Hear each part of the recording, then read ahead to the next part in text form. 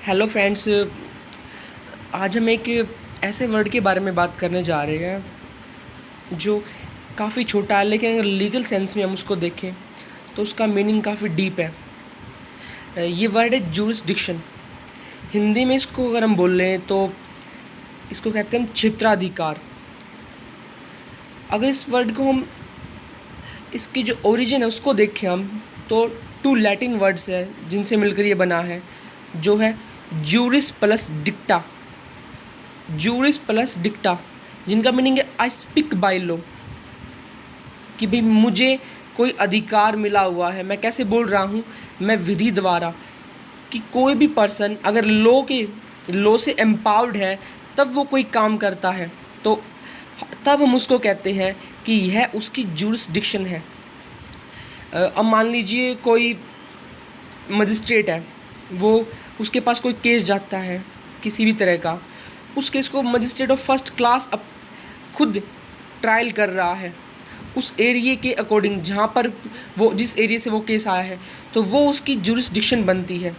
इसी प्रकार इसी तरीके से कोई भी पुलिस स्टेशन है किसी एरिया में, तो उस वहाँ पर कोई अपराध होता है या कोई कैसा भी केस वहाँ पर आता है, तो वो उस पुलिस स्टेशन का जो एरिया है जहाँ तक उस लोकेलिटी में वो सिचुएट है या जहाँ पर वो अपराध हुआ है, तो वो उस पुलिस स्टेशन की ज्यूरिसडिक्शन बन जाती है।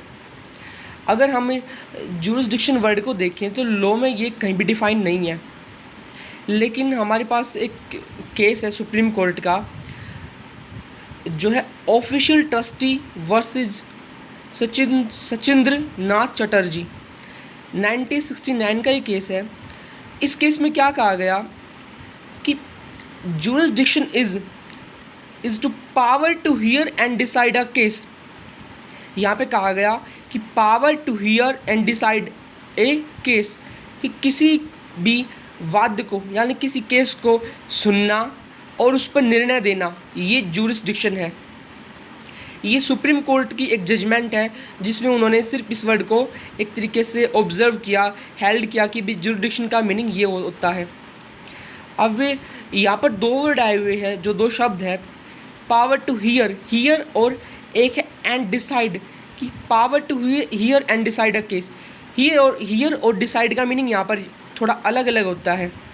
हियर का मीनिंग कह रहा कि यहाँ पर किसी भी वाद को, किसी केस को सुनना, और दूसरा डिसाइड, यानी डिसाइड उस पर जजमेंट प्रनाउंस करना, यानी उस पर निर्णय देना।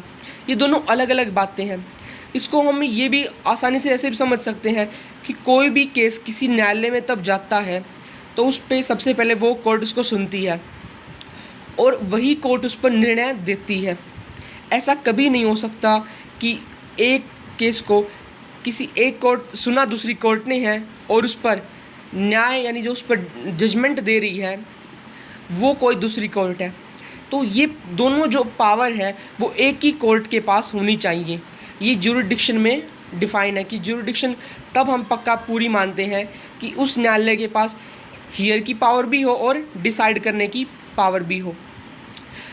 अब इसके बाद एक क्वेश्चन बनता है कि जो ज्यूरिसडिक्शन है वो किस लॉ का पार्ट है। लॉ का मीनिंग यहाँ पर सब्सटेंटिव लॉ या फिर प्रोसीजरल लॉ, कि दोनों में से किस लॉ का पार्ट है। तो मैं यहाँ पर ये कह सकता हूँ कि ये प्रोसीजरल लॉ का ही पार्ट है, क्योंकि अगर कोई भी केस आता है या एक जो ज्यूरिसडिक्शन है वो एक लीगल अथॉरिटी होती है, हमेशा जो लीगली एम्पावर्ड होते हैं उन्हीं के पास ये पावर होती है, और जो कोर्ट की पावर है वो एक लीगल पावर ही होती है।